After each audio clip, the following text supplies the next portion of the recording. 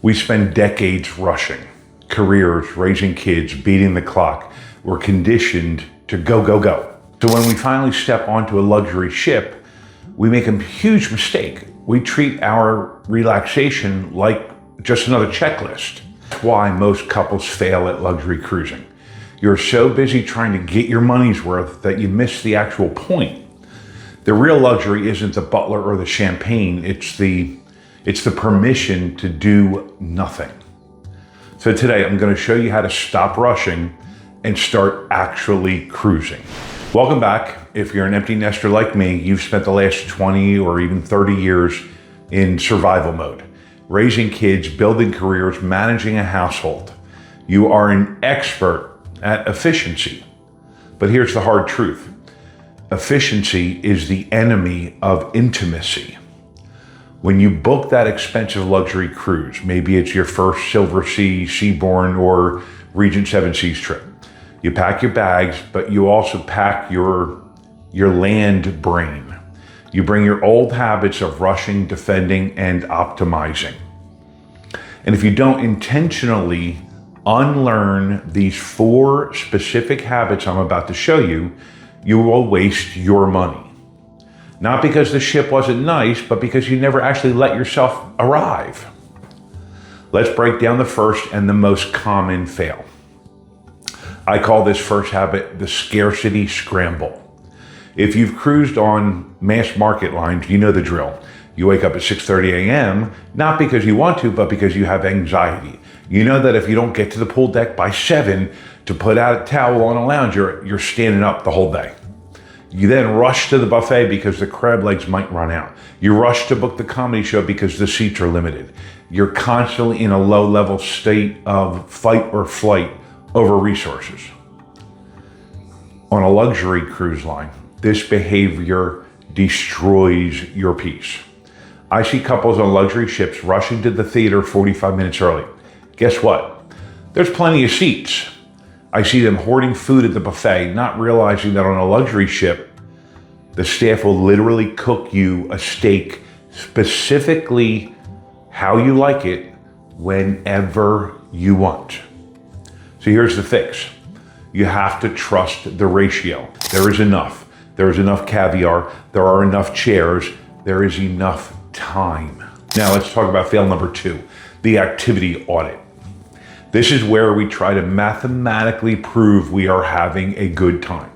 We look at the daily price tag, let's say it's $1,000 a day per couple, and we think we better do $1,000 worth of stuff today.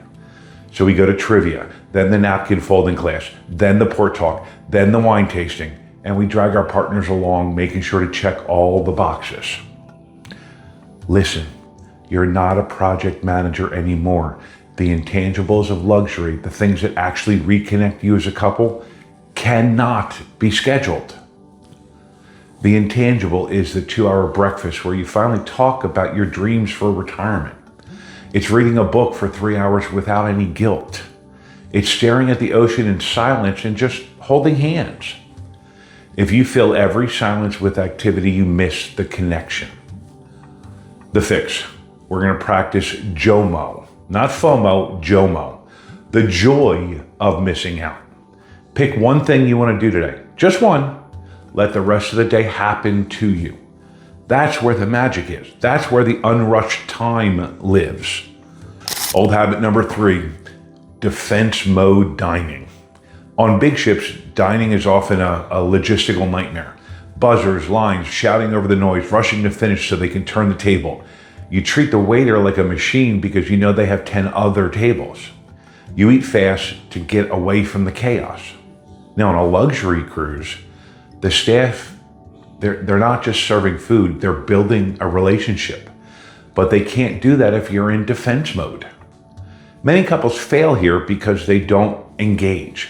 They sit down, order, eat, and leave. They stay anonymous.